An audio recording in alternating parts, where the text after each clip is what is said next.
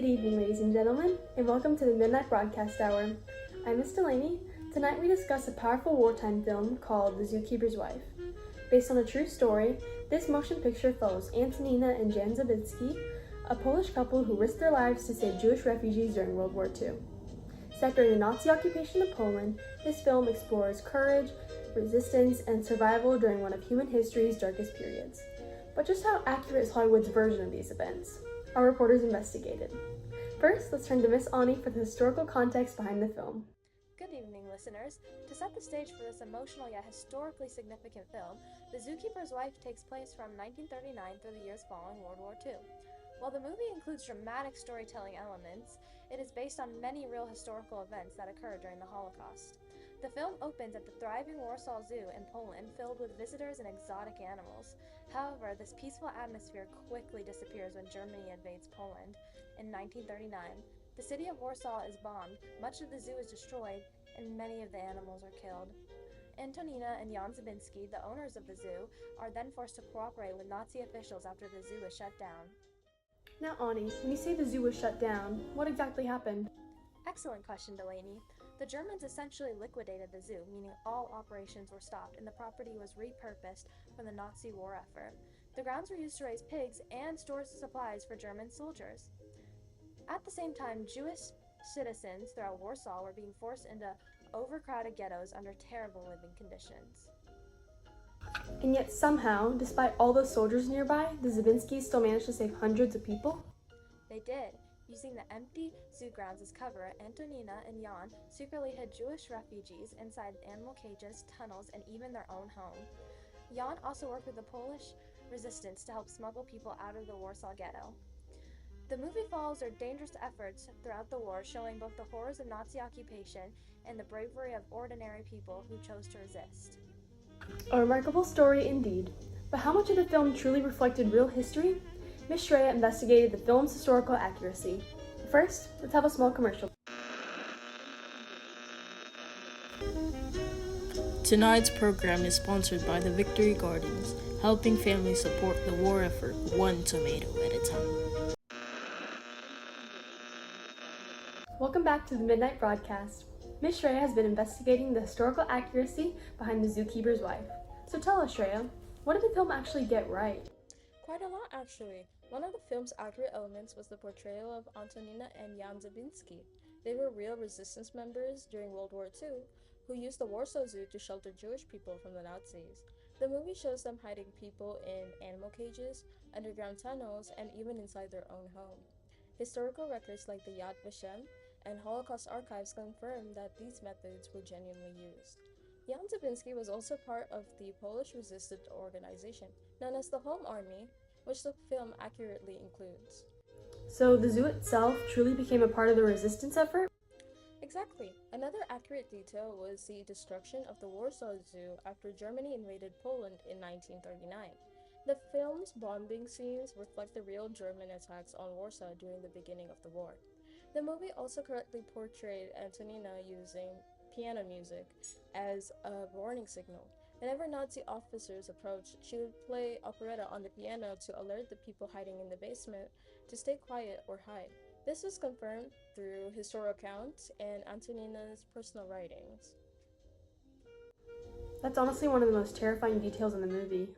Definitely. The film was also realistic in showing how Jewish people were treated during the Holocaust. It portrayed overcrowded and unsanitary conditions inside the Warsaw Ghetto, limited access to food, and restrictions preventing Jews from leaving the ghettos. The movie also showed Jewish people being forced to wear white armbands with the Star of David, which was historically accurate. Another realistic moment was when Jewish families boarding the trains to death camps got their belongings thrown away by the soldiers because they would not need them where they were going. To verify these details, I used sources from the United States Holocaust Memorial Museum, the Imperial War Museum, Yad Vashem, historical articles, and our Unit 7 notes. Comparing these sources to the scenes in the film showed that many major events were rooted in real historical evidence. However, not every scene matched his story perfectly.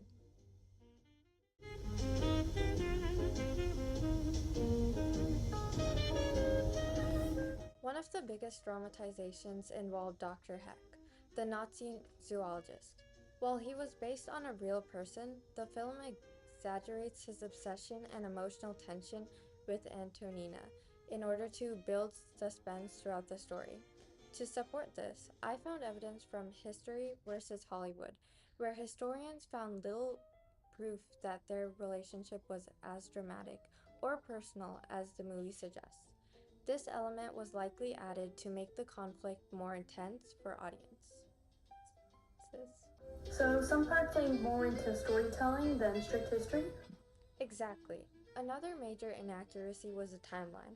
In reality, the rescue efforts happened gradually over several years during the war. The film compresses many events together to improve pacing and keep viewers emotionally engaged. Some rescue scenes were also heightened emotionally.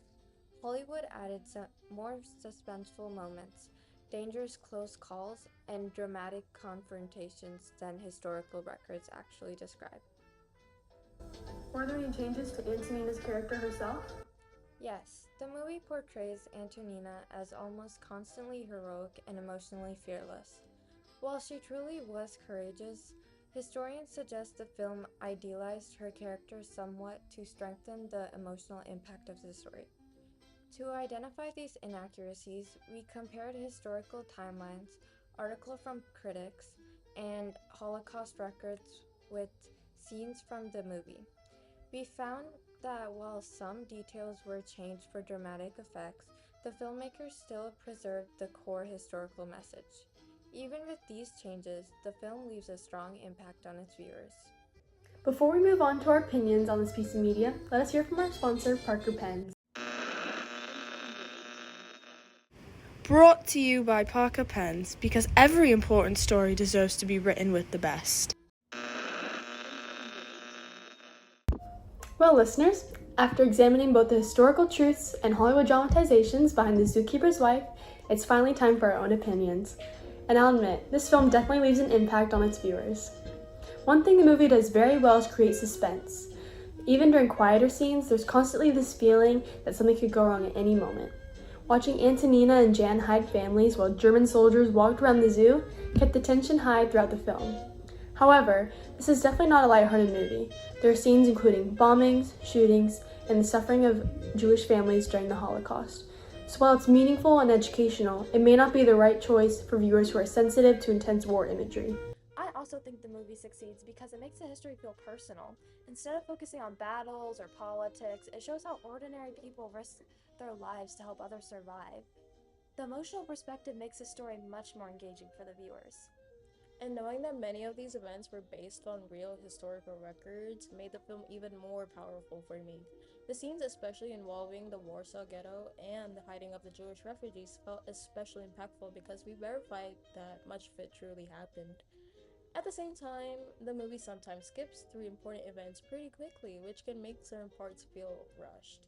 Yeah, I agree. Some of the dramatic choices, especially the focus on Antonina's relationship with Dr. Heck, occasionally distracts us from the larger historical events happening during the war. And while the acting was generally strong, some of the accents sounded inconsistent in certain scenes. Still, despite those flaws, the film tells an important story and encourages viewers to learn more about the Holocaust and the people who resisted Nazi oppression. Overall, we'd give The Zookeeper's Wife a solid 3.8 out of 5 stars. It may not be the first historical movie we recommend, but it's certainly one worth watching if you're interested in World War II, resistance stories, or the human side of history. This has been the Midnight Broadcast Hour. Thank you for listening.